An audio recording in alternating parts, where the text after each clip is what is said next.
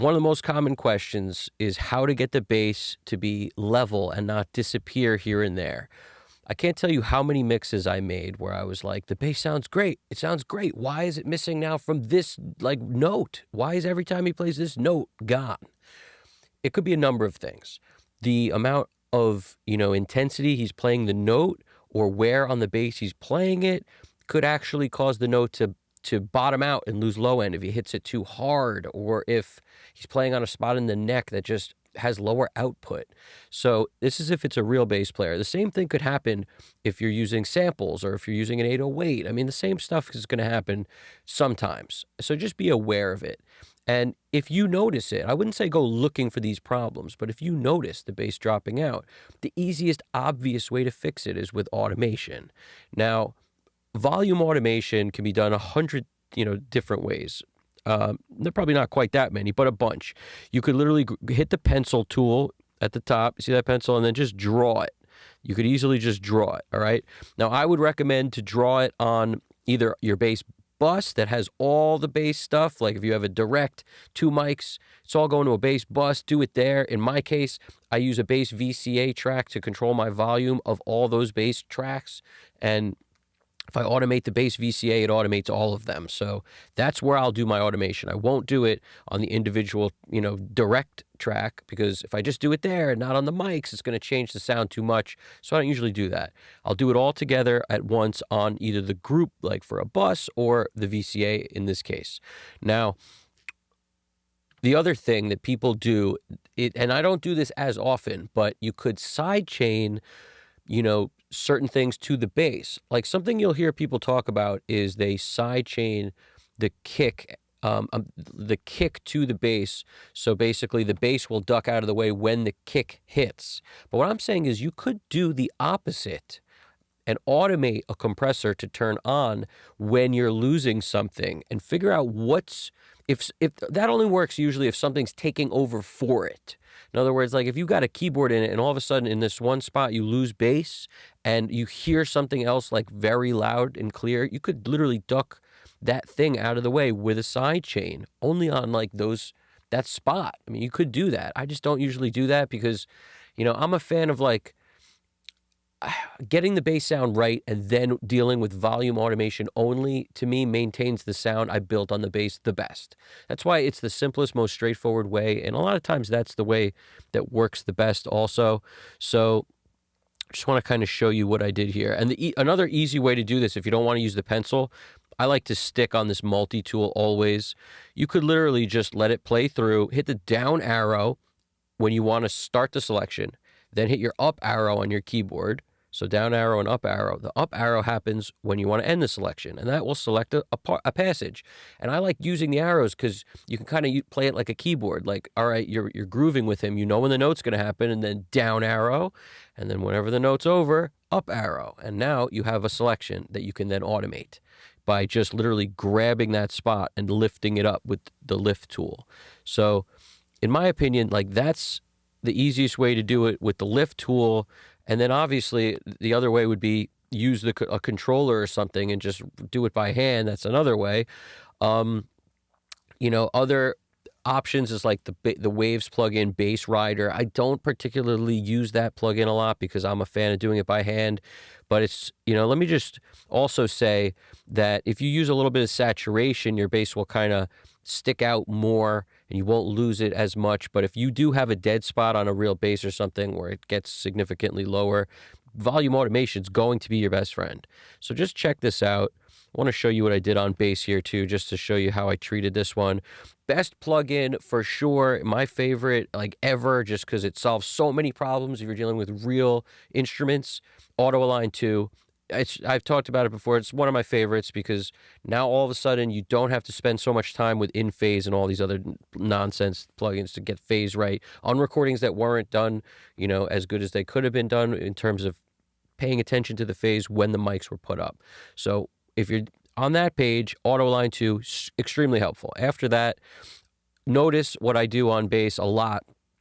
I crank and often turn the bell on around 1.6K, 1600 hertz. All right. So 1.6-ish, I'm cranking.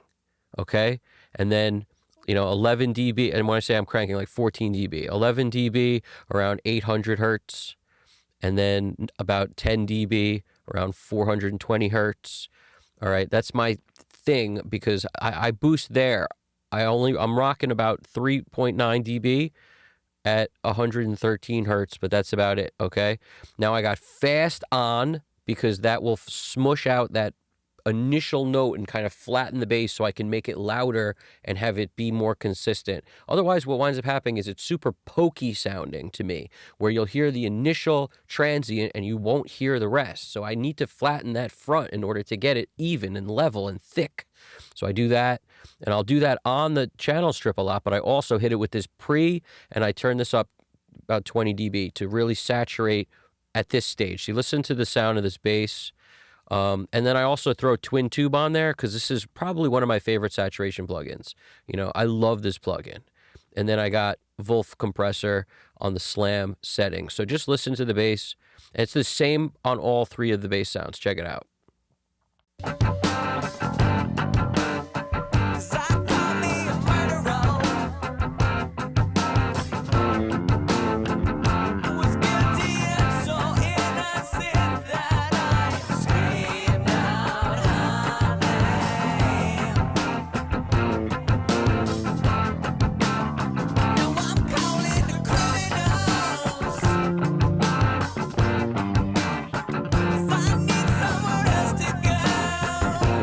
Now I'm going to turn some stuff off just so you can kind of hear what it's doing. Ready? Let's listen to this without the pre.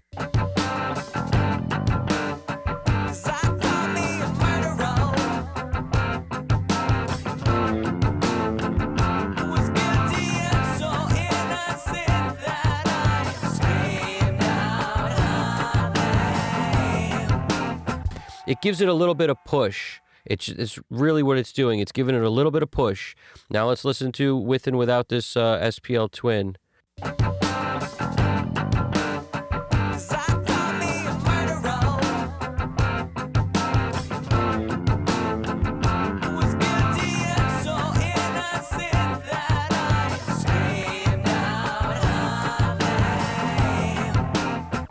Without it, it literally disappears without it. Do you guys hear that? I mean, it's still there, but it's nowhere near as round, as chimey, as direct, as constant, as whatever you want to call it. Listen to how much it stands out with the SPL Twin on.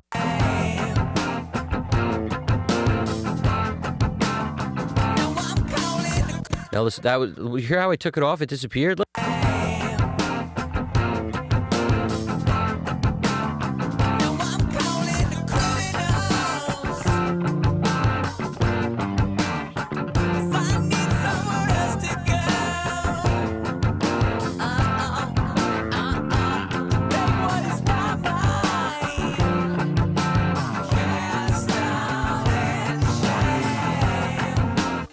As I turn it on and off, I get sad when you see this blue, it's bypassed. I get sad. It's like I need that bass present because he's so good.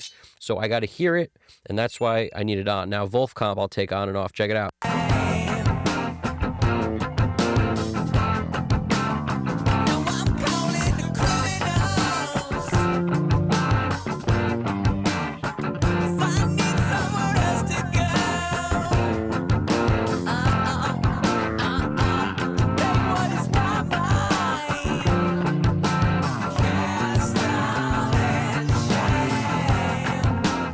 Now, in the case of this, I added this to actually tuck it in a little bit because it started to sound really good, but it got a little too aggressive at places, and I didn't want to turn down the overall level out of the twin tube. So instead, I squashed it a little with the Wolf compressor on slam mode. Now, that's an option too, is like you should consider when your sound is right, by adding a compressor, it's going to change the sound. So it becomes a question of what are you trying to do? You trying to squeeze it to kind of tighten it up a little to get it to sit in?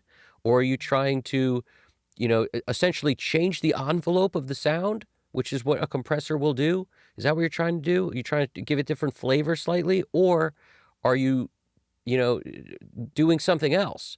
Because in a lot of cases, instead of lowering the volume, which essentially makes it the same sound but lower, you wouldn't lose the aggression, which was a little too aggressive when I hit it with so much of the twin tube. But by putting this compressor on, it sort of tucked it in and kept the sound I like, but just made it a little smoother and kind of sat better in the track. That's how I look at it anyway. I mean, literally, I use compression for all sorts of things, but in this case, it was for a little squeeze. So yeah, and all these things, it's like, when you add that up, to me, that's a good bass sound. I'll give you another spot in the song real quick.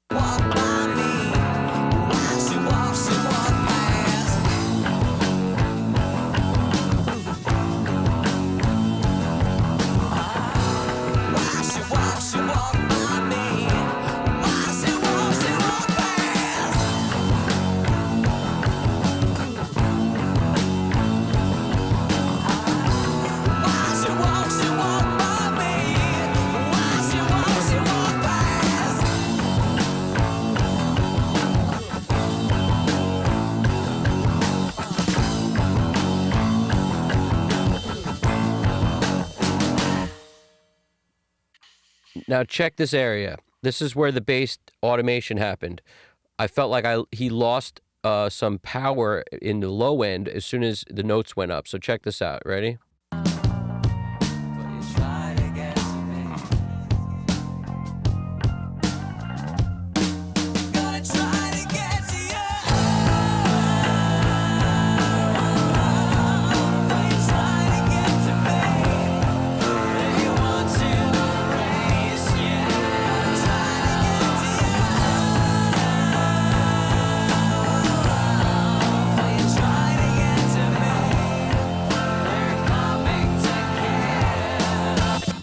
See what I'm saying?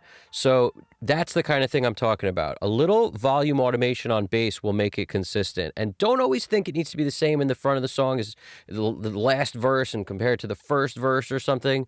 Do it by ear, because it's the natural, like, it's part of playing a real instrument. It's going to be a little louder here or there depending on how the player played it. So it's not always going to be the same thing. Like on an 808 that's programmed, if it's the same part and it's just the same thing, you may have to do just a nice little, automation thing once and then move it all over wherever you find it.